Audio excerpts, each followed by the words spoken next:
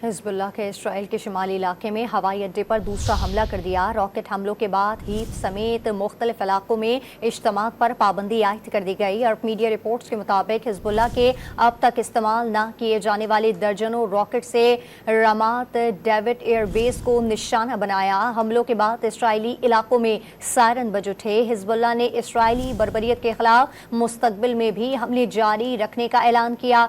वाज़ेह किया कि इसराइल पर हमले सेहूनी फौज की जानिब से गुज़िश्ता रोज के हमलों के जवाब में किए गए। रिपोर्ट्स के मुताबिक हिजबुल्लाह के हमलों के बाद हीफा समेत इसराइल के शिमाली इलाकों में इज्तिमात पर पाबंदी आयद कर दी गई। हिजबुल्लाह ने इसराइली बर्बरियत के खिलाफ मुस्तकबिल में भी हमले जारी रखने का ऐलान किया।